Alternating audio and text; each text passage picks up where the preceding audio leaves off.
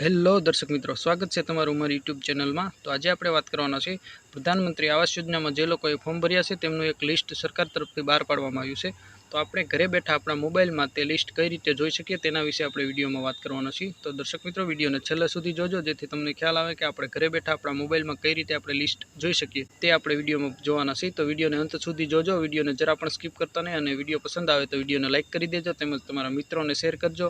તમે અમારી યુટ્યુબ ચેનલમાં નવા હો તો અમારી યુટ્યુબ ચેનલને સબસ્ક્રાઈબ કરી લેજો, જેથી અમે આવા યોજનાકીય વિડીયો પોસ્ટ કરીએ તો તેની નોટિફિકેશન આપને મળતી રહે। તો ચલો દર્શક મિત્રો, આપણે વિડીયોની શરૂઆત કરીએ છીએ।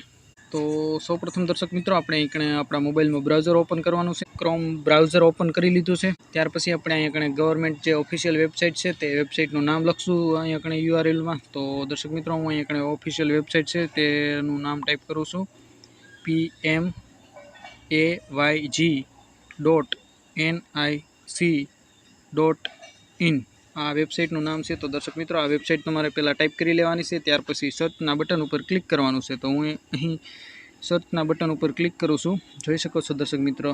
હવે આ રીતનું કંઈક તમને ઓફિશિયલ વેબસાઇટ છે પ્રધાનમંત્રી આવાસ યોજના ગ્રામીણ, તે તમને દેખાશે। આ કેન્દ્ર સરકારની ઓફિશિયલ વેબસાઇટ છે, ગ્રામીણ વિકાસ મંત્રાલય ભારત સરકારની ઓફિશિયલ વેબસાઇટ છે, જોઈ શકો તમે।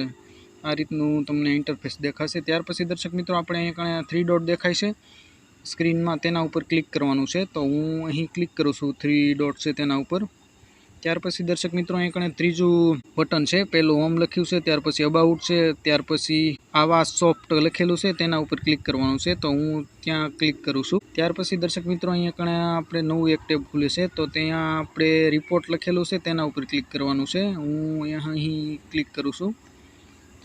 ત્યાર પછી લોડ છે। ત્યાર પછી દર્શક મિત્રો, આ રીતનું કંઈક ઇન્ટરફેસ આવશે તમારા મોબાઈલમાં। ત્યાર પછી આપણે થોડું સ્ક્રોલ કરી અને નીચે આવી જવાનું છે। તો હું અહીંયા મોબાઈલમાં સ્ક્રોલ કરું છું, પછી આપણે નીચે જશું, જોઈ શકો છો દર્શક મિત્રો। ત્યાર પછી આપણે નીચે આવી ગયા, ત્યાર પછી તમને આ રીતનું કંઈક ઇન્ટરફેસ દેખાશે, સોશિયલ ઓડિટ રિપોર્ટ્સ એવું લખેલું છે।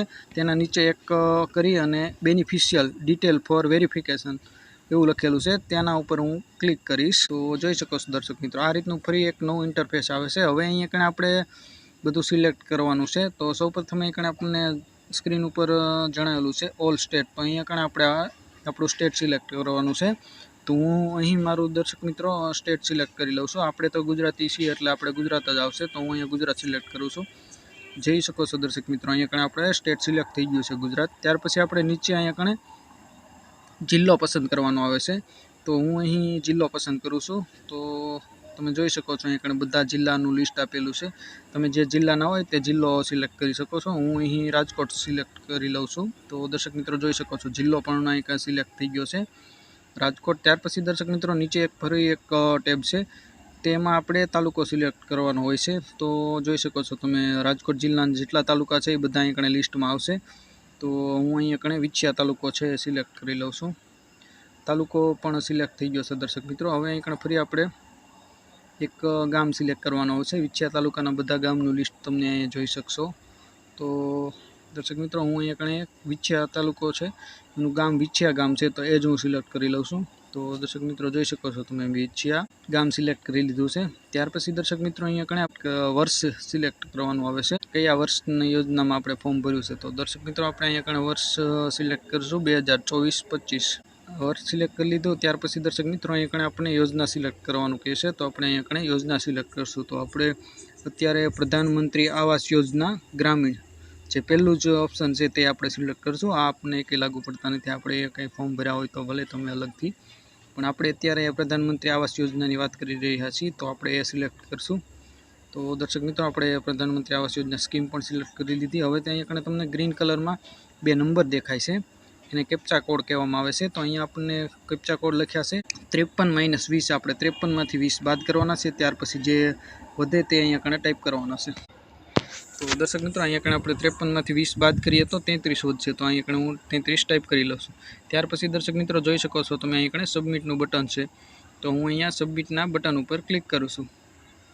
તો દર્શક મિત્રો, મેં અહીં સબમિટ બટન પર ક્લિક કરી, ત્યાર પછી જો આ રીતનું કંઈક ઇન્ટરફેસ આવે છે, આપણો ડેટા જે જોતો તો આપણે જે PDF ફાઇલ જોતી હતી, જે બધા ફોર્મ ભર્યા છે એ લોકોના નામવાળી, તો એ આપણે મળી ગઈ છે. આપણે ડાઉનલોડ એક્સેલ ફાઇલ પણ ડાઉનલોડ કરી શકીએ. ત્યાર પછી અહીં નીચે રેડ કલરમાં લખેલું છે ડાઉનલોડ PDF, તો આપણે PDF પણ ડાઉનલોડ કરી શકીએ.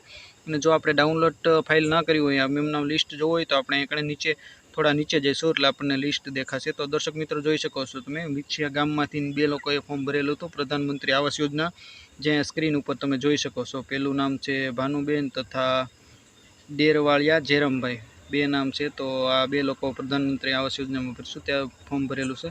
પછી આપણે થોડું સ્ક્રોલ કરશું તો દર્શક મિત્રો જોઈ શકો છો, આપણે વિછિયા ગામમાં જે 2 લોકોએ ફોર્મ ભર્યા હતા તેનો અહીંયા કણે રકમ લખેલી છે. ટોટલ 1,20,000 મળવાપાત્ર રકમ છે. એનું જે સેક્શન છે 8 તારીખ 9મો મહિનો 2024 તારીખે એની અરજી છે એ મંજૂર થઈ ગઈ છે.